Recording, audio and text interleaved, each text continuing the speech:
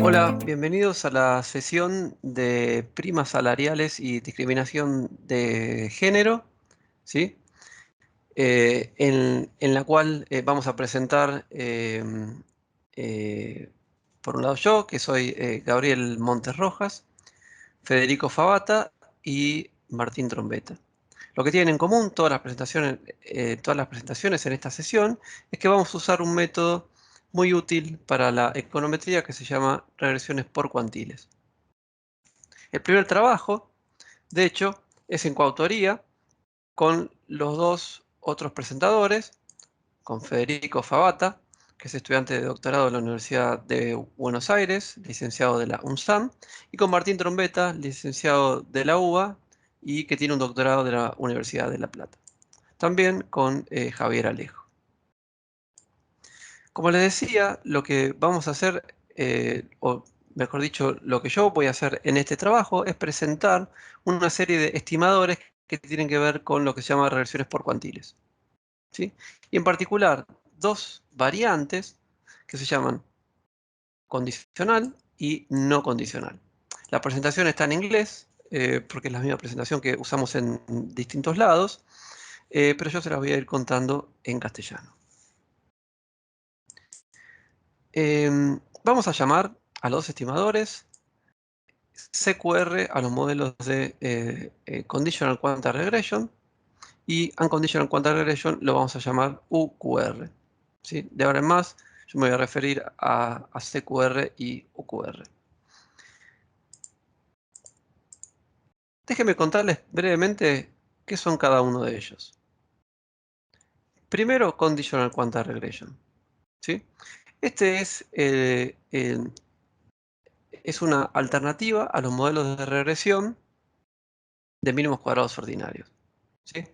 Consideremos el siguiente gráfico en el cual yo tengo una regresión con una variable x y una variable y. Yo tengo una serie de puntos que representan mi famosa nube de puntos a partir de la cual yo puedo estimar, por ejemplo, una regresión de mínimos cuadrados ordinarios, ¿sí? Consideremos también dos valores de x, por ejemplo, x0 y x1, ¿sí? Y puedo pensar que para cada valor de x, para x0 y para x1, tenemos una serie de realizaciones, ¿sí? Que en realidad son parte de esta nube de puntos. Cuando uno corre una regresión llamada de mínimos cuadrados ordinarios, lo que está estimando en realidad es la esperanza de y condicional en x. ¿Qué significa esto? Lo que calcula es para cada valor de x el promedio. Y de hecho, yo lo que podría hacer con este estimador es, para cada valor de x, sacar el promedio, supongamos que está acá y está acá, y unir con una línea esos promedios. Esto me daría mínimos cuadrados ordinarios. Ahora, lo que se llama Quantile Regression o Conditional Quantile Regression, lo que hace es en realidad, en vez de sacar el promedio para cada valor de x, saca lo que se llama un cuantil. ¿Y qué es un cuantil? Un cuantil es lo que se llama un estadístico de orden, ¿sí? Es un valor que básicamente lo que hace es ordena a todas las posibles realizaciones, y los que están por abajo corresponden a un número bajo de estos cuantiles. Los que están por arriba corresponden a un cuantil alto, a un valor alto de estos cuantiles, ¿sí? Lo que uno tiene es, uno puede expresar la relación entre x e y para los individuos o las personas o las observaciones que están siempre por debajo para cada valor de x, por ejemplo, algo así. Esto sería para un cuantil bajo y esto sería para un cuantil alto, ¿no? La idea es, los que están por arriba corresponden a valores altos, a cuantiles altos. Los que están por abajo corresponden a cuantiles bajos, ¿sí? Esto se indexa con un número que está entre 0 y 1, entonces podemos pensar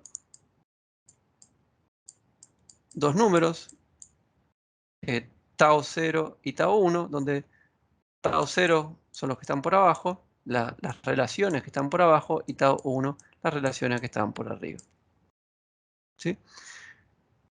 Lo que se llama regresiones por cuantiles o conditional quantile regression es una generalización de los estimadores de mínimos cuadrados ordinarios, donde en vez de estimar qué pasa en promedio, uno estima qué pasa en los que están por arriba, los que están por abajo, o por ejemplo los que están siempre en el medio, que se llama la mediana. De hecho, hay un estimador que se llama regresión en la mediana. Ahora, todos estos modelos se llaman condicionales porque los cuantiles los estamos siempre calculando en forma condicional, o sea, para cada valor de x. La contraparte, que se llama modelos no condicionales, lo que le interesa son los cuantiles no condicionales, o sea, sin referirse a x. Por más que tengamos una nube de puntos, donde tengamos acá x y acá y, y una serie de puntos, ¿sí? Los cuantiles no condicionales, básicamente, lo que hacen es ordenar, depende, así corresponde a valores altos o bajos de y, sin necesidad de referirse a las x. Así, por ejemplo, podemos tener dos valores eta 0 y eta 1, donde nosotros tenemos eta 0 son los que están por abajo, eta 1 son los que están por arriba. Aun cuando nos referimos a cuantiles no condicionales, a nosotros puede ser que nos interese ver qué pasa cuando cambia x, cómo esto afecta y, y en particular, cómo afecta a los cuantiles no condicionales de y. Ahora, hay una complicación en estos modelos, y es que a diferencia de lo que pasa con la esperanza, donde uno puede calcular la esperanza no condicional a partir de las esperanzas condicionales,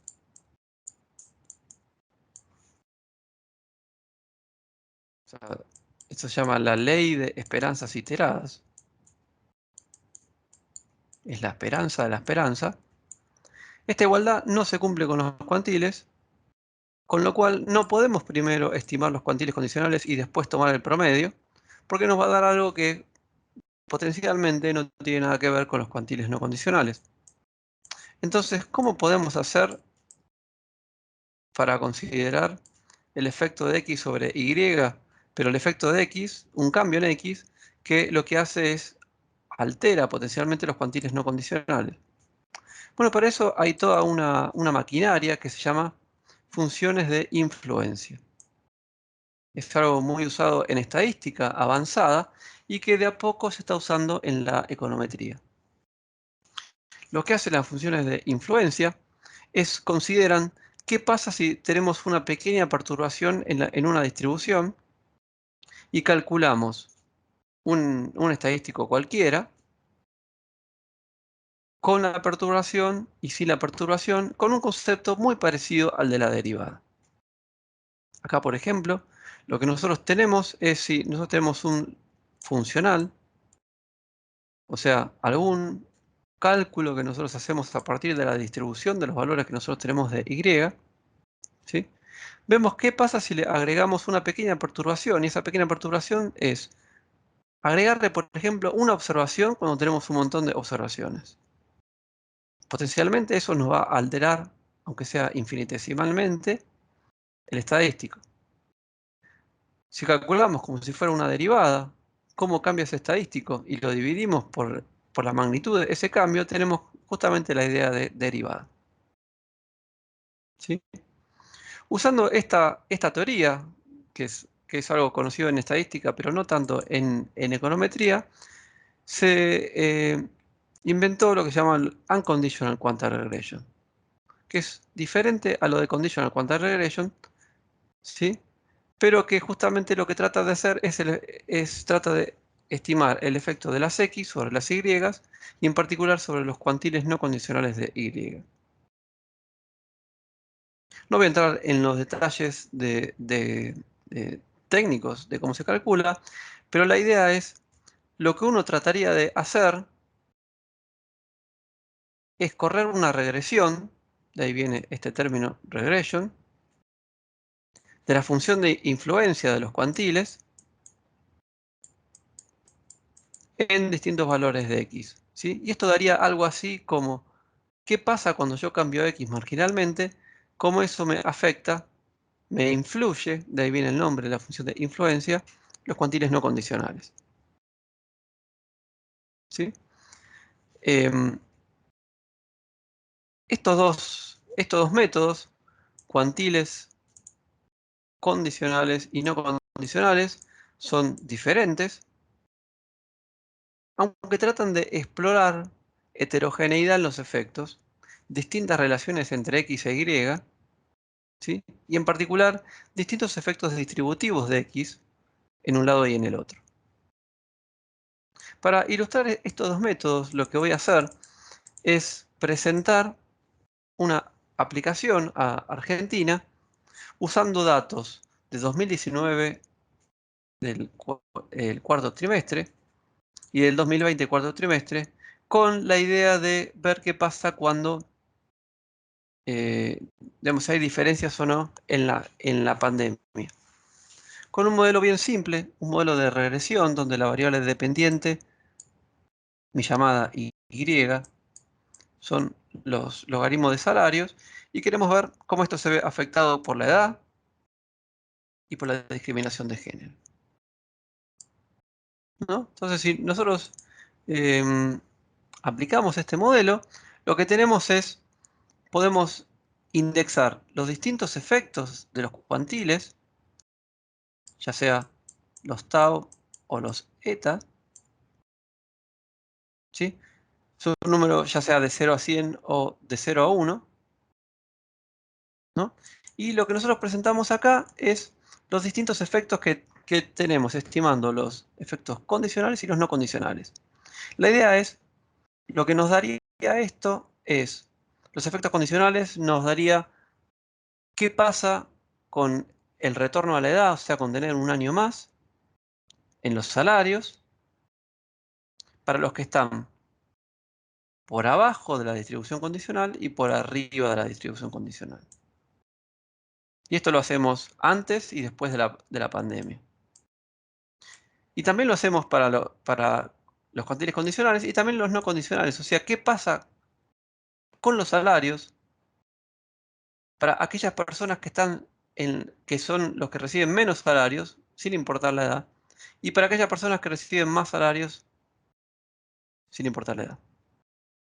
El azul es los cuantiles condicionales y el rojo son los cuantiles no condicionales, ¿sí? En este caso nosotros vemos que no hay grandes diferencias en los efectos.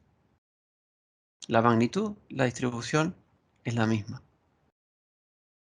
Así como estudiamos la edad, también estudiamos lo que se llama la discriminación de género. Queremos ver si hay diferencias entre hombres y mujeres, también en la distribución condicional, la parte azul, y la distribución no condicional, que es la parte roja.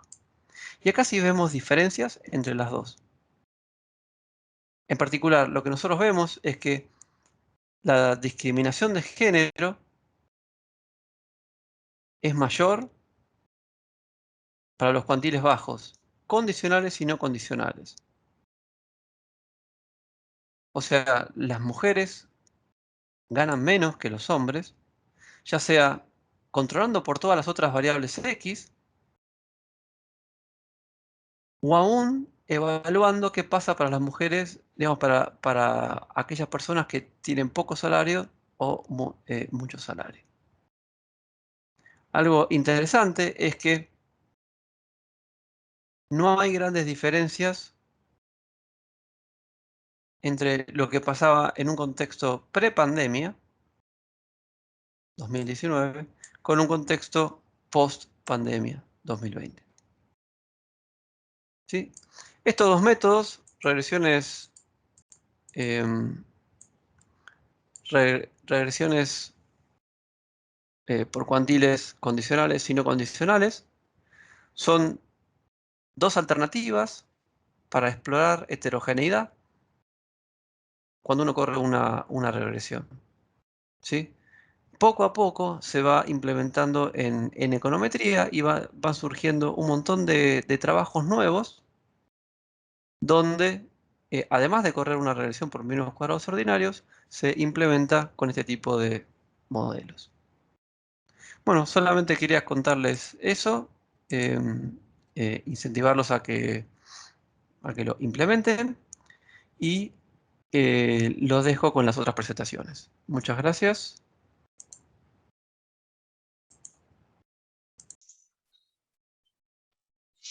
Bueno, el objetivo de esta pequeña presentación es mostrar una aplicación de métodos cuantílicos en un caso aplicado en el mercado de trabajo en Argentina. Para eso tomamos este trabajo que hicimos en el Centro de Estudios para la Producción.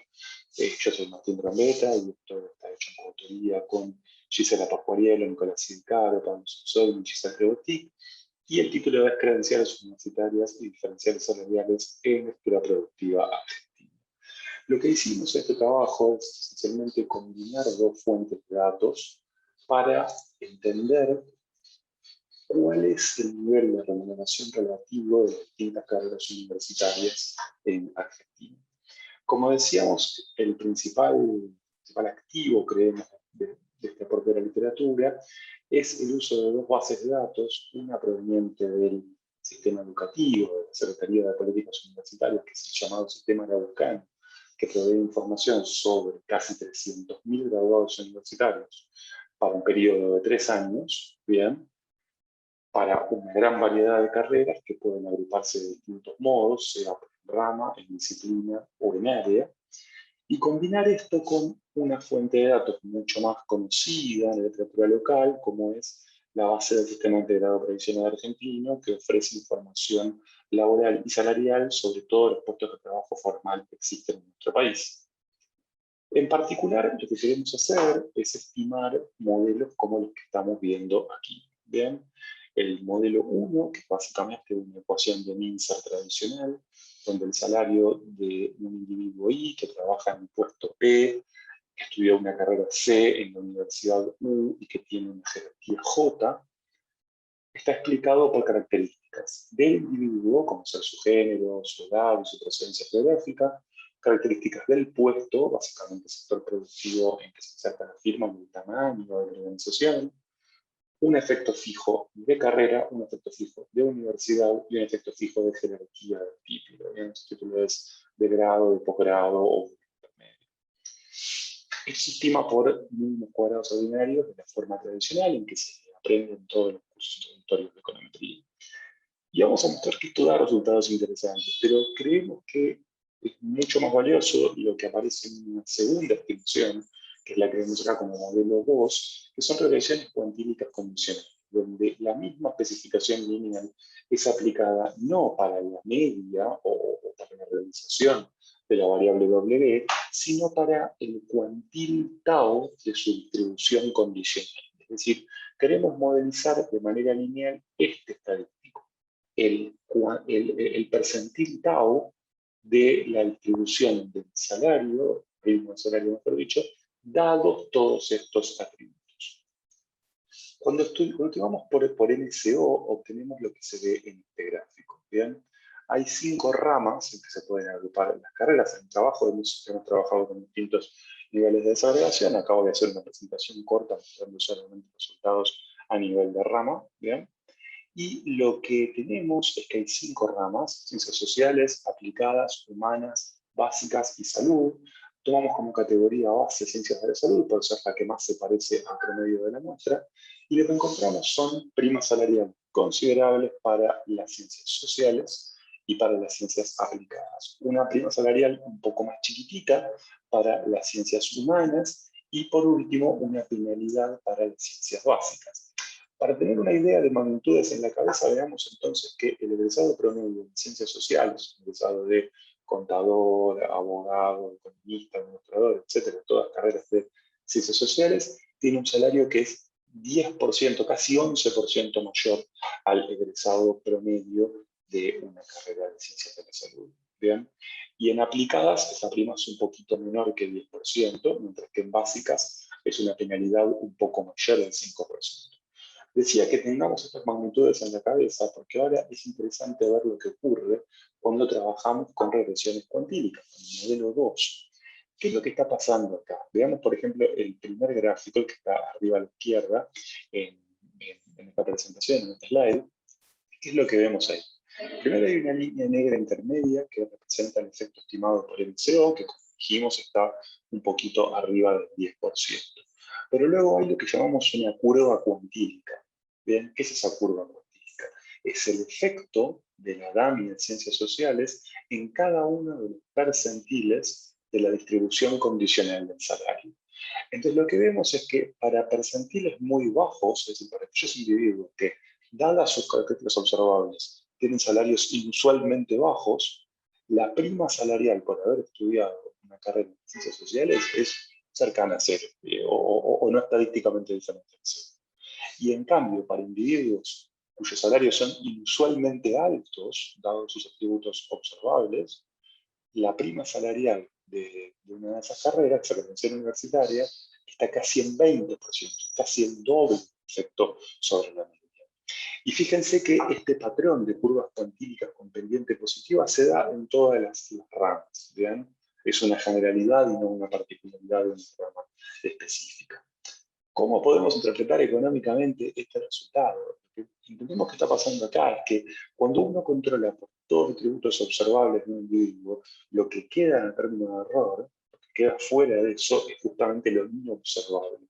Todo aquello del individuo que no podemos, que incluye cosas como puede ser su talento, su motivación, su productividad, u otras cosas que no hemos pensado aún o que no hemos encontrado aún la forma de medir.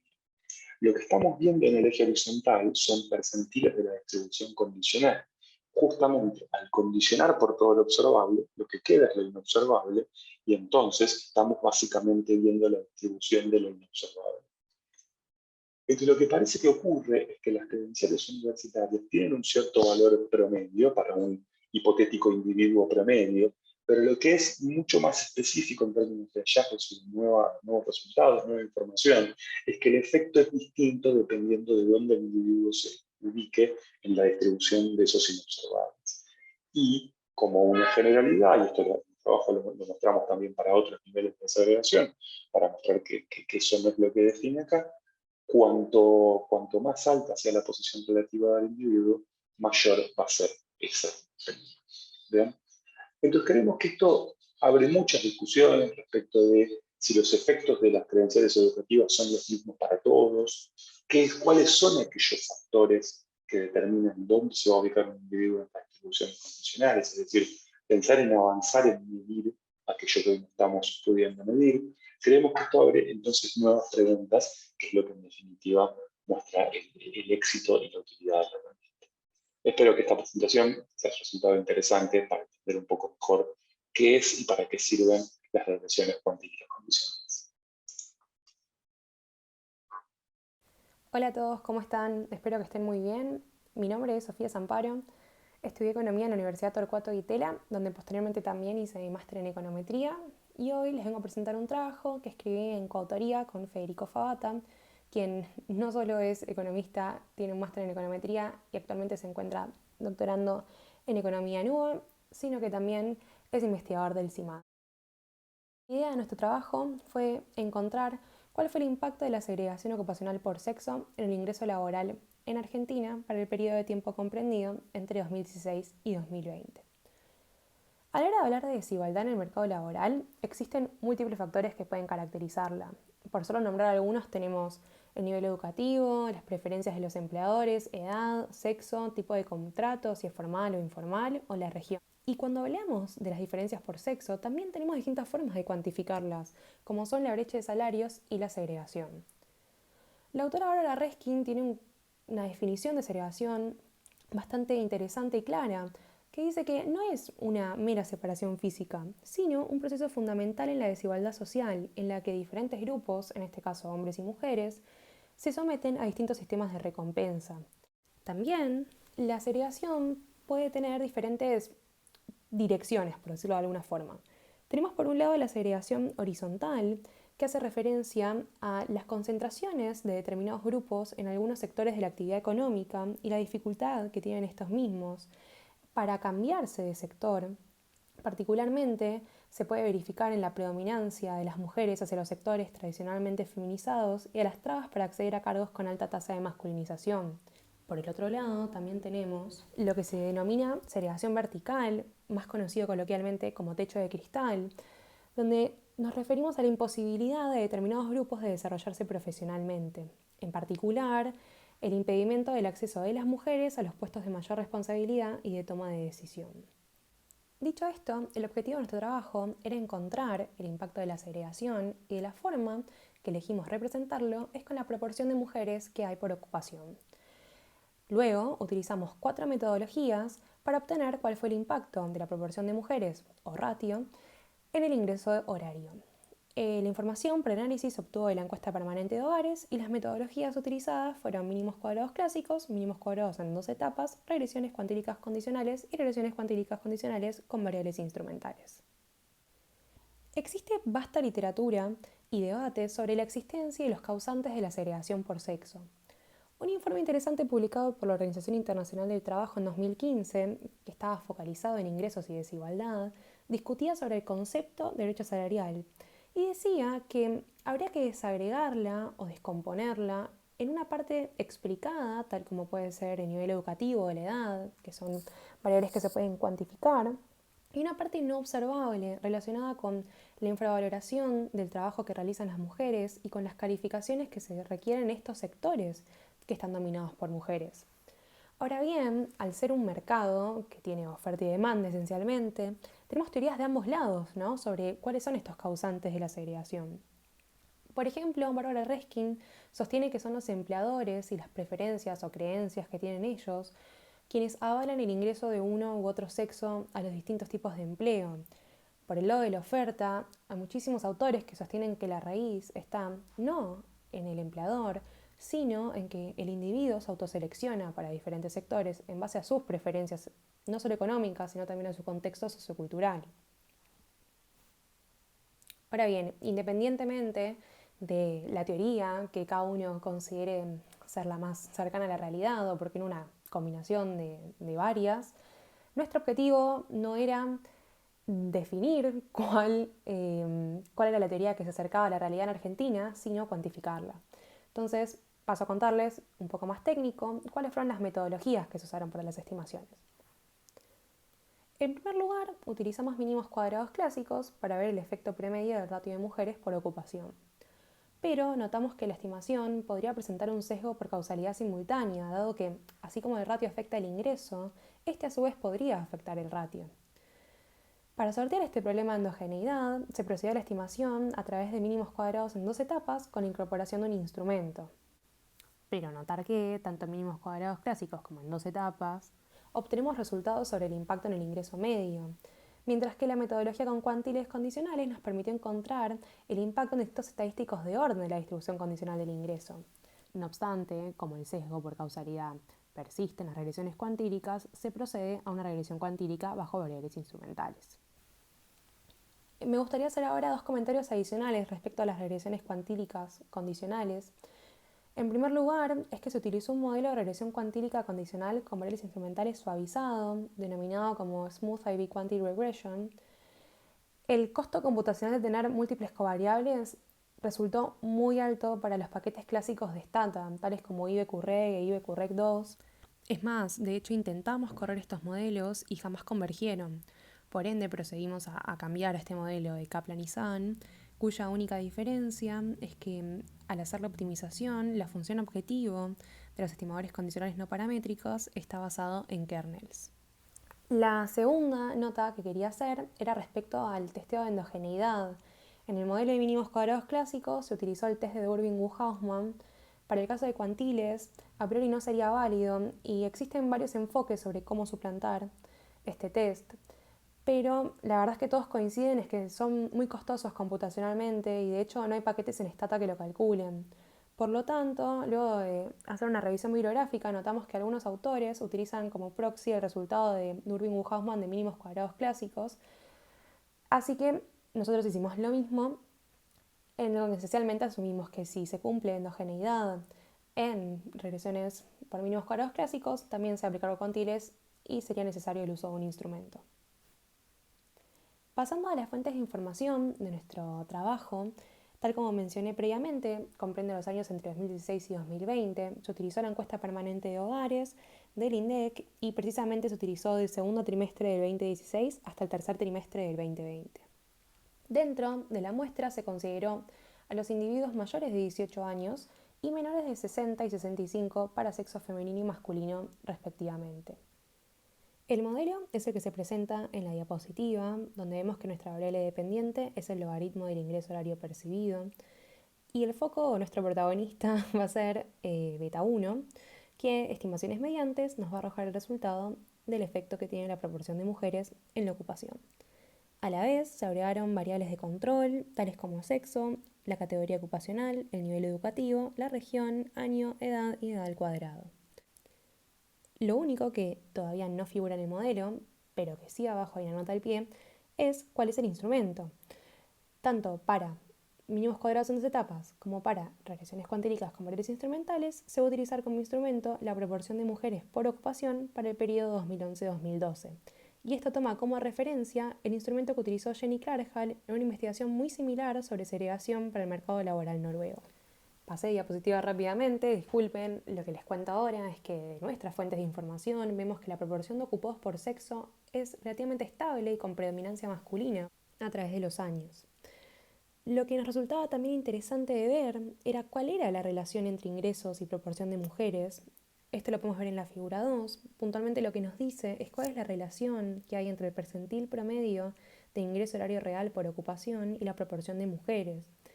Lo que encontramos es que hay una tendencia decreciente a mayor cantidad de mujeres, cuyos extremos, en términos de cantidad de mujeres, son el sector de construcción versus el de servicio doméstico. A modo informativo, el tamaño de la burbuja varía acorde a la cantidad de ocupados y el color nos indica si hay mayoría femenina o masculina, siendo mayoría femenina violeta y masculina amarilla.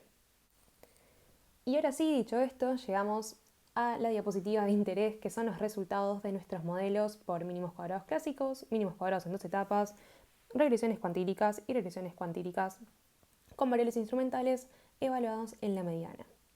Por una cuestión de tiempo y de prolijidad, se omitieron las salidas de las otras variables de control y la que se dejó es la variable sexo, que es una variable dummy que toma el valor 1 en caso de ser mujer y 0 en caso de ser hombre. Lo que vemos es que, comparado con ser hombre, en promedio, las mujeres ganan entre un 11 y un 12% menos, por el mero hecho de ser mujer. Si lo vemos para la mediana, la magnitud es un tanto menor, pero sigue siendo negativa, entre un 8 y un 10%.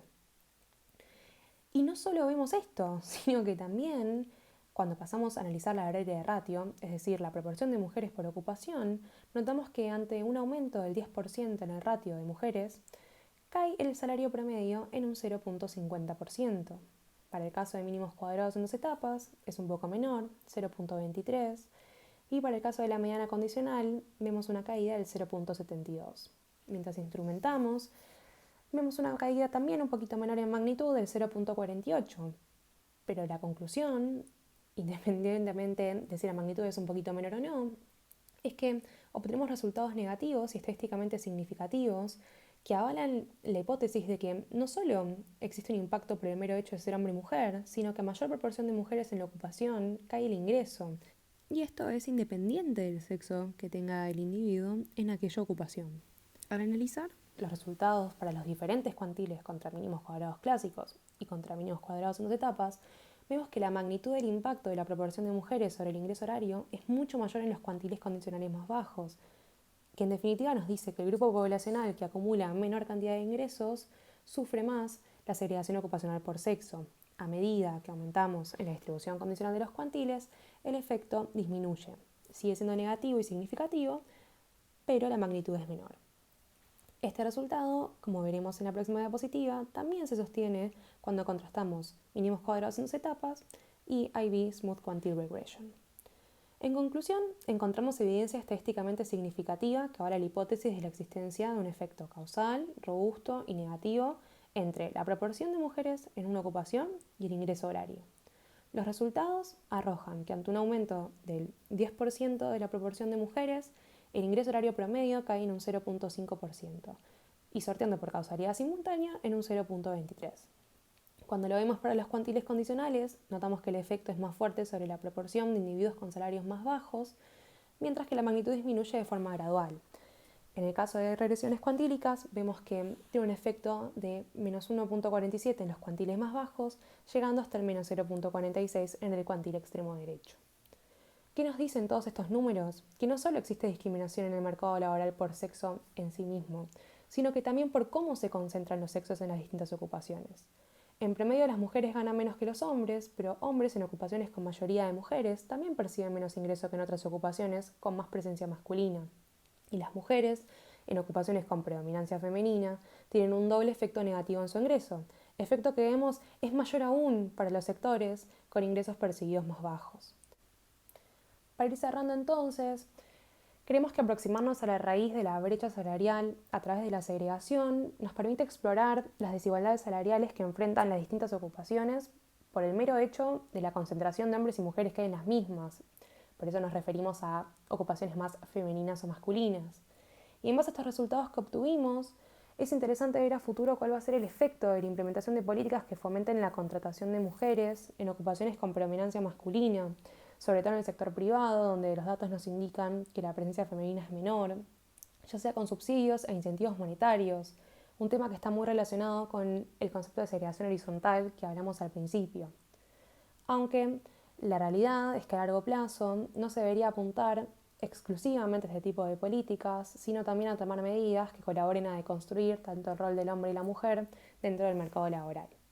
Muchísimas gracias por escuchar, por tomarse el tiempo y para cualquier comentario, sugerencia, consulta nos pueden contactar. De nuevo, muchas gracias y hasta luego.